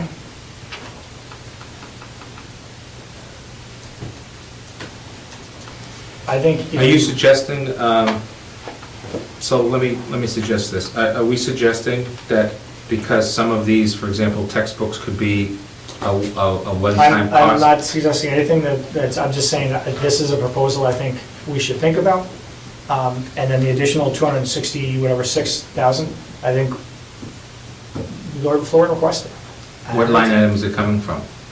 Whatever the town says. It's a town's call.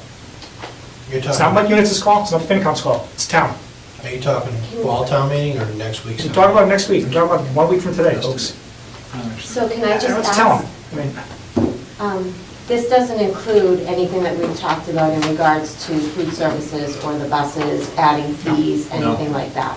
but the thing is, we're not gonna be able to get that done fast enough, I don't believe.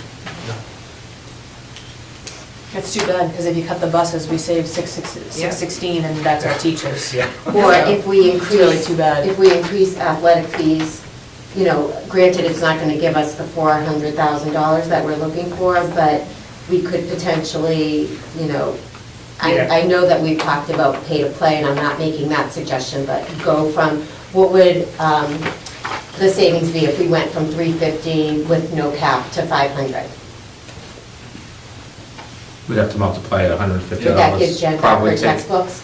Well, say do, I don't know, You're gonna have to take a cut in participation if you go to 500. right? Yeah. Do the It's already 170,000. happening now with the 350. Do the 170,000 we bring in, divided by 350. That's 485 kids paying to play. What was the increase, 150 bucks? Yeah. 72,750.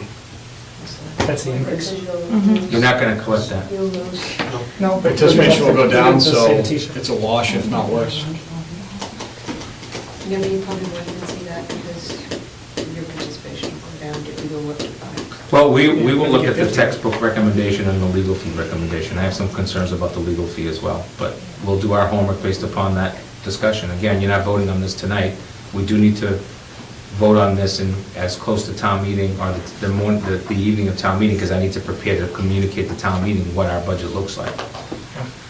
Regardless, you know, of this, you're asking for the 266, 956, so the following week, you might just be either cutting more positions, or, because we're gonna have to have a line item request.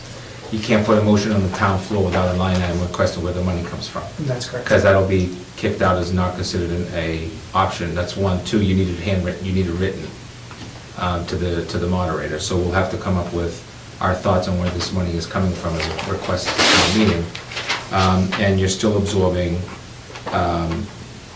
you know, these added $160,000 worth of cuts that are they're, you know, the textbooks are a concern because that's an academic achievement issue, and the legals is an issue. I mean, I don't mind coming back for legal money later. I mean, it is what it is. I can't project Right. that I'm, you know, we're facing X, Y, Z. I don't know that our textbook line would add $100,000 to begin with. 98,000. We have to, with 98. 98,000. So we'll come back with those scenarios for Monday And in terms maybe of. come back with scenarios of increased bus fees, increased sports fees, increased lunch fees, Okay. And getting rid of buses, 7 and to getting 12. rid of buses. I'll tell you right now, I mean, I absolutely academically and morally wrap my head around cutting busing for 7 to 12. I don't want to do it, but I don't think it's at this point something that we should be poo-pooing out of hand. I really don't. So, It saves teachers, and that's our job. yeah. Our job is to educate kids. And I will tell you, and Joe, you and I have had this discussion 100 times over, and you know what I'm about to say, I can tell by the look on your face right now. I think I said this to Sherry the other day. In my opinion, using school choice money for operational budget, particularly salaries, will be the number one worst fiscal decision that the school committee has made since I have been on it in 10, 12, 9 years, whatever the number is. All you'll do is It's- delay the cuts by a You year. will delay it by a year, and you will actually exacerbate them. You will make it worse. Once you use that money, it is gone. And I don't mean gone like you spent it, I mean, it is, you will never see it again, because it is now part of your operational budget every single year. And additional to that, every single year, that number is gonna go up. Because there's an increase, there's whatever, 5, 6% increase in that number every single year. So every single year now, we have to bring in an additional X number of kids in school choice just to meet the demand for that money that we spent. It will be financial suicide. I get that people don't like the other options. It's a bad call, and it's a hard choice, but the reason choices are hard is because they're the right choice to make, but the flip side of them is tough. So, I won't spend too much time on it. Joey, you and I will never see eye to eye on this one. Not about seeing that. Well, and I think that, At the end of the day, we have a community that doesn't want to support an override. Done, over with, right? They want to see hurt, so we got people that potentially losing their job. That's pretty, 19 people gone potentially, plus another 13.8, plus potentially even more than that if you can't get the 266 and you agree not to use choice. That's pretty hurtful. Eliminating 7 to 12 busing, that's pretty hurtful. You're gonna have a lot of public safety discussions on that, but at the end of the day, I mean, nobody can stop people from driving on the roads if they're there illegally, so I guess it's not my problem, or your problem, it's somebody else's problem. But my concern is that I need to find, or we need to find a way to have a resolution that continues to withhold our reputation in moving it forward. Our biggest drastic, most significant cut in students was in 2007, when you look at the data. It was your first operational override that lost, and instead of the typical 40, 50 kids leaving, you had 142, 147. It was just under 150 kids in one fiscal year. And it had a significant impact in the following year's budget. And that's the reason why the scenario 2 for me and those class sizes just don't make any sense. So, you know, if in fact you don't get 266 and you're, you know, wondering about some of these other numbers or increasing some of these other numbers, don't forget that the other option that we have is to go back to the town meeting in the fall and say, you know what, we absorbed some significant cuts. Well, we did that this year, and we got $129,000. And $100,000 of it, we had to throw right back into a line item that we didn't say we're going to. Matter of fact, I told the FinCom that it's the only lie I've ever told them. Because I told them the money would be used for curriculum instruction, materials and supplies, and I ended up using it in late November to help to offset the costs of a deficit. So, $760 just isn't enough. It's that simple. $764 isn't enough. It doesn't cover sped. It doesn't cover our mandated costs. But, again, as you said so clearly, Carolyn and Sherry, there was an opportunity to resolve this issue. It was selected not to. So now, the unfortunate part is that people who do believe in the schools and are supportive are sitting here making decisions about how we're going to eliminate, you know, certain things. So we will come back and, again, we're not voting on this tonight. I will prepare a general draft for town meeting, and then at that last minute, we can make the changes as needed. I will say one other thing on that 266, because that number will not be 266. Or if it is, then it's criminal. Because if we're going to lay off 13.8 positions, we absolutely should see the return of any of the healthcare money from the town. So, they can say no all they want, but They've constantly said, no, that's why we're sitting here talking about. Then that's where your first line item is. Well, I think people also have to realize at town meeting next week to really look at the budget numbers. Because there's things on the town side that are being restored while we're cutting a significant amount. And, you know, I just want to say, Dinesh, you know, I know where you stand on the school choice issue. I've thought long and hard about this. You and I have had discussions about it. And we typically are always on the same page. And I'm not on the same page with you this time. Not an easy decision. Yeah, I can't in my mind wrap my head around not using that money and laying off more kids that are gonna affect our, and I mean our, not mine, our children, right? We're asking to take care of social emotional issues of kids kindergarten through 12th grade. We've got the ambulances showing up at our schools on a regular basis to take kids out because they need help. I cannot do it. I cannot take any more teachers out of this than it is. I can't even congratulate a kid without crying. And I don't even know you well, but I can't even do it, because that's how much I care about the kids of this school system. I cannot do it. And I will be angry, and I hope to God, when the next attempt at an override comes up, because it will, that people remember this moment, right here, right now, and how much pain we are in. Not just our town, but physically, emotionally, the people that are forced to make these decisions. Please understand how hard this has been. And Done. Just remember, you cannot make that decision this year. Oh, I know that. You will make it next year. Oh, I know that. So you're delaying it for 1 year, and then you're, Listen, there's people on the other side saying, let them use their school choice money.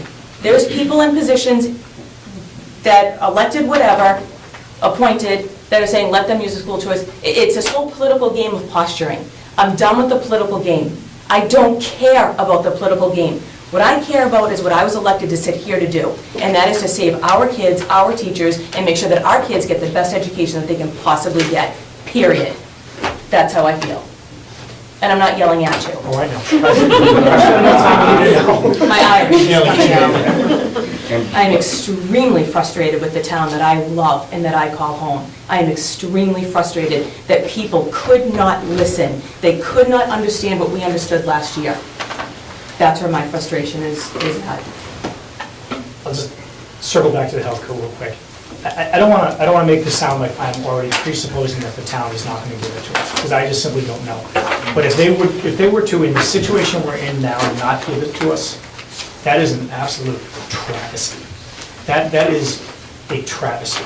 Can I ask Inez, who would make that decision? The Is that- town. So, The town does. so at, You so- can have an article at town meeting that takes X number of dollars from any account, and Right. you need. I to get a realize vote. that, but so where are you suggesting though that the town would make that decision about healthcare? You saying if we lay off 13.8 teachers? If we have 13 that the- teachers, there's healthcare reduction. Right, So- but that's not a decision at town meeting. Sure. Well, But yeah, that wouldn't it's- come into this year's budget though, because it would be, What?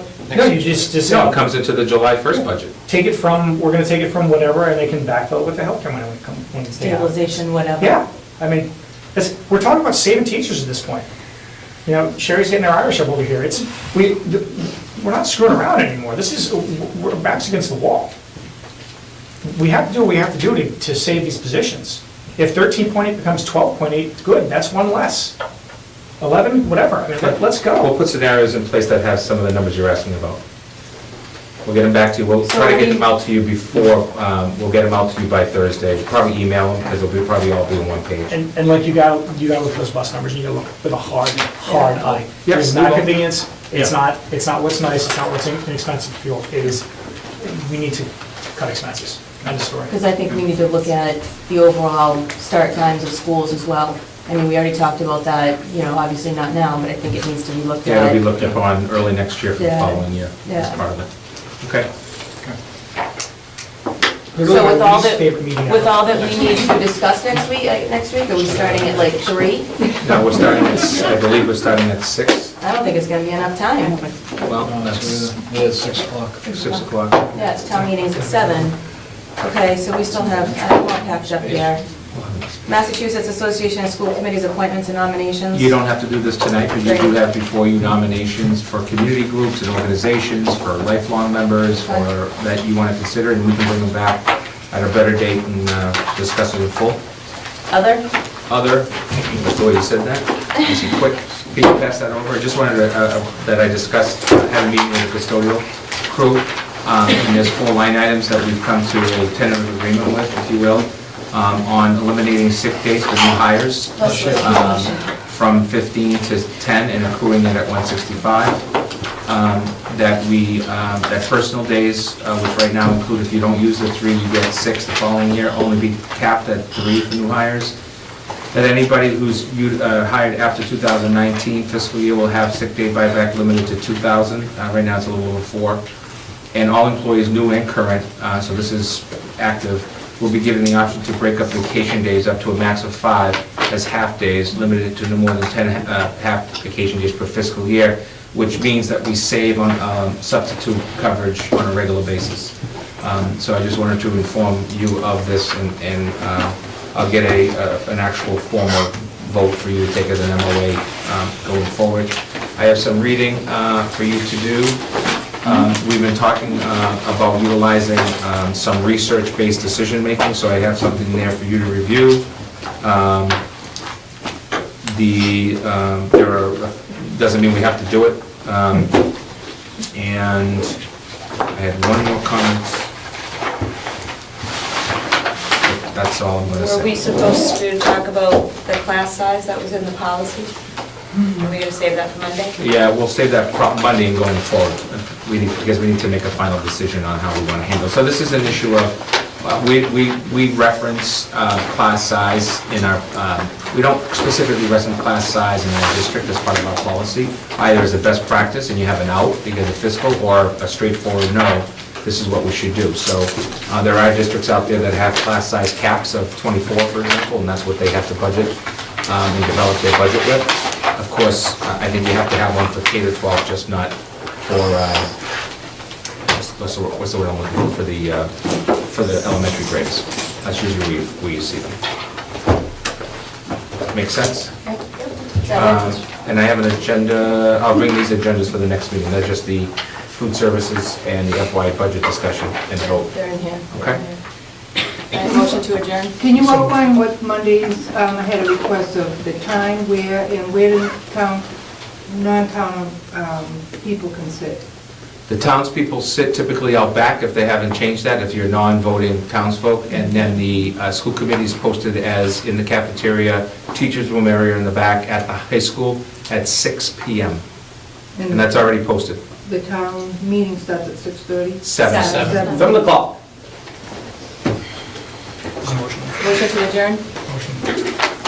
Thank you all. Sorry for the late Oh, night. second. Second. All those in favor? Oh, my late night.